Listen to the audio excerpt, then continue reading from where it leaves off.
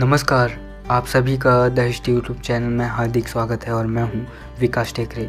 Nobel पुरस्कार जिसके बारे में आज हर कोई जानना चाहता है, तो चलिए हम आपको बताते हैं नोबेल पुरस्कार से जुड़े कई रहस्य और रोचक तथ्य।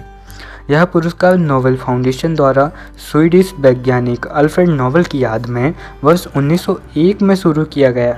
यह शांति, साहित्य, भौतिकी, रसायन, चिकित्सा विज्ञान और अर्थशास्त्र जैसे अनेक महत्वपूर्ण विषयों पर विश्व का सर्वोच्च पुरस्कार है।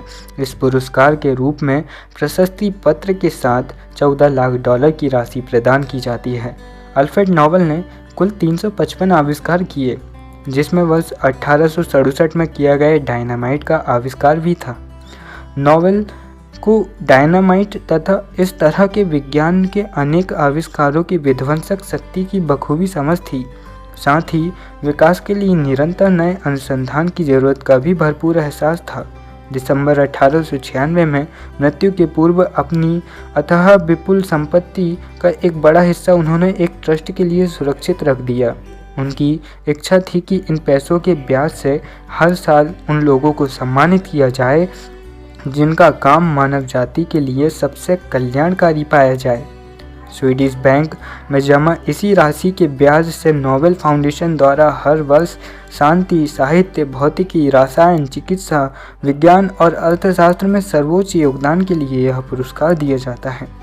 नोबेल फाउंडेशन की स्थापना 29 जून 1900 को हुई तथा वर्ष 1901 में नोबेल पुरस्कार दिया जाने लगा।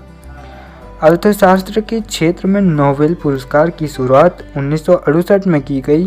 पहला नोबेल पुरस्कार वर्ष 1901 में रेड क्रॉस के संस्थापक जॉन हैरी डुनांत और रैच पीस सोसाइटी के संस्थापक अध्यक्ष फ्रेडरिक पेसी को संयुक्त रूप से दिया गया। लेकिन जब अल्फ्रेड नोबेल की मौत के बाद उनका वसीयतनामा खोला गया तो उनके परिवार के लोग चौंक उठे। उन्होंने यह उम्मीद भी नहीं की थी कि ऐसा हो सकता है, क्योंकि नोबेल ने अपनी सारी संपत्ति इन पुरस्कारों के नाम कर दिया और उन्होंने कहा कि मैं अपनी सारी संपत्ति इन पुरस्कारों के लिए देता हूँ। 5 साल तक उनके परिवार के लोगों ने इस बात को स्वीकार करने से मना कर दिया। आखिरकार उन्हें वर्ष 1901 में इस पुरस्कार को मानना पड़ा और 1901 में इस पुरस्कार की शुरुआत की गई। पिछले 121 वर्षों से नोबेल पुरस्कार ने दुनिया में बहुत कुछ दिया है। यह पुरस्कार केवल जीवित लोगों को ही दिया जा सकता है, किंतु मरणोपरांत भी यह पुरस्कार कुछ लोगों को दिया गया है।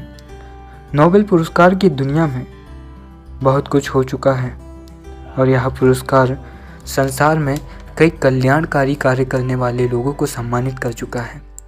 दोस्तों, आपको बता दूं कि वर्ष 1913 में साहित्य के क्षेत्र में भारत के प्रथम व्यक्ति रविंद्रनाथ टैगोर को यह सम्मानित किया गया और वे यह सम्मान पाने वाले प्रथम भारतीय व्यक्ति थे। वहीं मदर टेरेसा यह पुरस्कार पाने वाली प्रथम भारतीय महिला थी। पिछले वर्ष ही भारतीय मूल के अर्थशास्त्री को नोबेल पुरस्कार दिया गया। लेकिन यह बेहद दुखद है कि भारत के राष्ट्रपिता महात्मा गांधी इस पुरस्कार से अभी भी दूर हैं और उन्हें आज तक यह पुरस्कार से सम्मानित नहीं किया गया है।